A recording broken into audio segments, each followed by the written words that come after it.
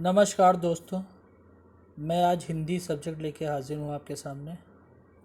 अब धीरे धीरे हर सब्जेक्ट के मैं वीडियो बना के भेजा करूँगा।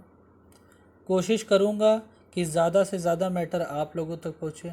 धीरे धीरे प्रयास कर रहा हूँ, स्टार्टिंग की है, तो प्लीज़ प्लीज़ प्लीज़ मेरा सहयोग कीजिएगा।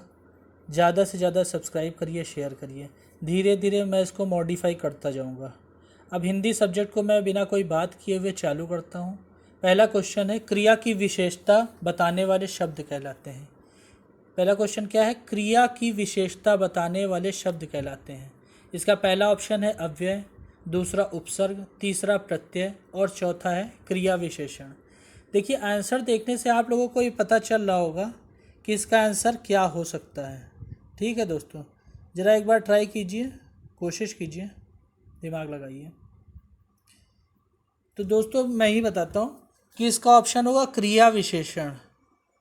वे शब्द जो क्रिया की विशेषता बताते हैं वो क्या कहलाते हैं? क्रिया विशेषण। क्रिया विशेषण मतलब जो शब्द क्रिया की विशेषता बतलाते हैं। जैसे राम तेज दौड़ता है, ठीक है, तो राम तेज दौड़ता है, दौड़ना क्या होगी? क्रिया।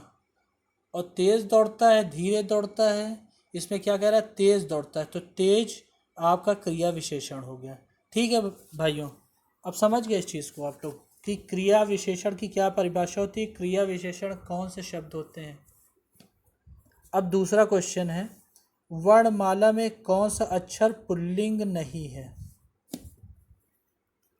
वर्णमाला में कौन सा अक्षर पुल्लिंग नहीं है? पहला ऑप्शन है ज अ, दूसरा ऑप्शन है चा कॉमा टा, तीसरा ऑप्शन है ई और चौथा ऑप्शन अ प। अब देखिए, वर्णमाला में कौन सा अक्षर पुल्लिंग नहीं है। ये ट्रिकी क्वेश्चन है। इसमें साफ साफ ये पूछा गया है कि कौन सा अक्षर पुल्लिंग नहीं का मतलब स्त्रीलिंग होगा, कौन सा अक्षर स्त्रीलिंग होगा। अब आप ये सोचिए, जा आ क्या स्त्रीलिंग हो सकते हैं? ये पुल्लिंग है। चा और टा भी पुल्लिंग है। ई वो खाती, सीता खाती है, सीता जाती है, ठीक है। ई हर जगह स्त्रीलिंग में ई मात्रा का प्रयोग होता है, इसलिए ई जो है वो पुल्लिंग नहीं है, वो स्त्रीलिंग है। ठीक है,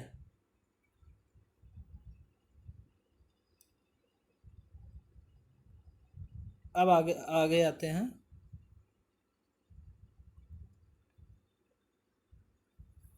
निम्नलिखित प्रश्नों में संज्ञा शब्द पहचानिए। तीसरा क्वेश्चन क्या है?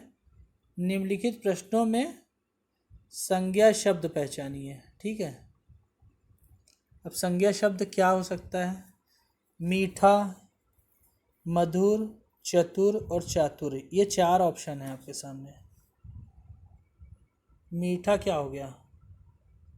मीठा संज्ञा नहीं होगा, मधुर भी संज्ञा नहीं होगा, चतुर नहीं होगा, ये एक विशेषता है। और चातुर्य ये एक भाव है, इसका मतलब ये संज्ञा हो जाएगा। तो तीसरे का कौन सा ऑप्शन सही होगा?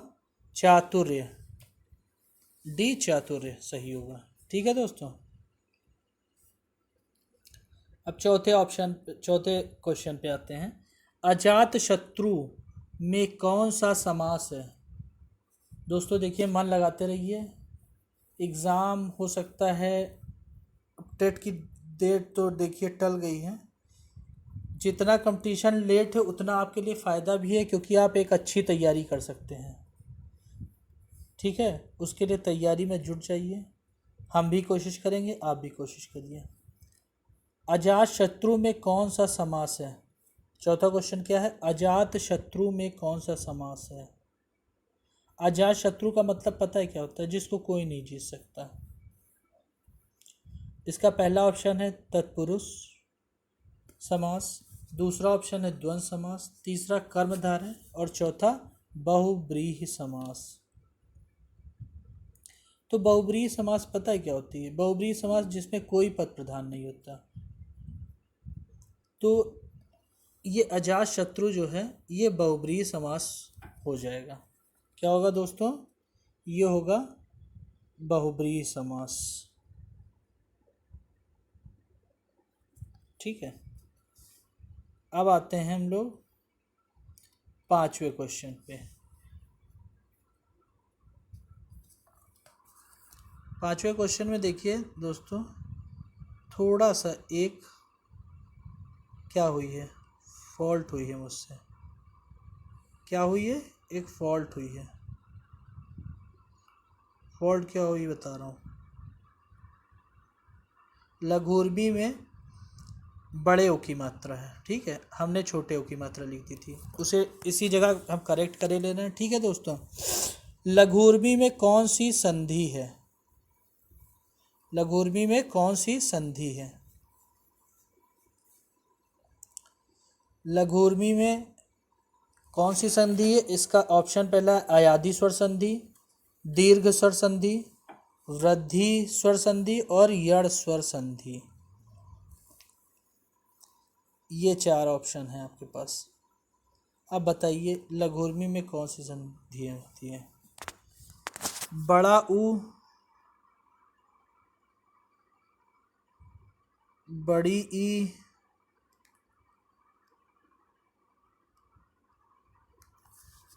इन सब में जिसमें दीर्घ मात्राएं आती हैं उसमें आप ये समझ लीजिए कि दीर्घ स्वर संधि होती है। कौन सी संधि होती है? दीर्घ स्वर संधि। ठीक है दोस्तों, अब हम आते हैं 6 क्वेश्चन पे। बिखरे मोती किसका पहला कहानी संग्रह है? 6 क्वेश्चन क्या है? बिखरे मोती किसका पहला कहानी संग्रह है? दोस्तों बताइए, बिखरे मोती किसका पहला कहानी संग्रह है?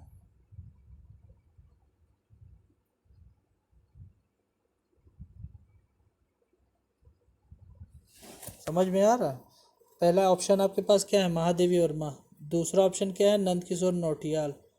तीसरा ऑप्शन क्या है? सुभद्रा कुमारी चौहान। और चौथा बनारसी दास चतुर्वेदी। तो बिखरे मोती, ये सोच के बताइए जी। ये सी ऑप्शन है आपका, सुभद्रा कुमारी चौहान। कौन सा है answer? Answer C, Subhadra Kumari Chauhan. ठीक है दोस्तों, अब धीरे धीरे 7वें क्वेश्चन की तरफ हम लोग बढ़ते हैं। मन लगाइए, दिमाग लगाइए, यहाँ गलती हो जाएगी तो कोई दिक्कत नहीं। निम्न में से पुल्लिंग शब्द कौन सा है? पुल्लिंग शब्द कौन सा है? आप पुल्लिंग शब्द कैसे पहचानेंगे? आप पहले देखिए, प्लेट टूट गई, क्या हुआ? स्त्रीलिंग हुआ। पायल बोल रही है, पायल आवाज कर रही है। उसने तलवार मार दी, स्त्रीलिंग। कैमरा गिर गया, तो पुल्लिंग शब्द कौन सा है? कैमरा। गिर गया। जब आप शब्द का उच्चारण करेंगे, वाक्य का उच्चारण करेंगे, तब आपको समझ में आएगा कौन सा पुल्लिंग है कौन सा स्त्रीलिंग है। ठीक है, तो इसलिए इसमें कौन सा पुल्लिंग शब्द है? कैमरा। कौन सा पुल्लिंग शब्द है? कैमरा।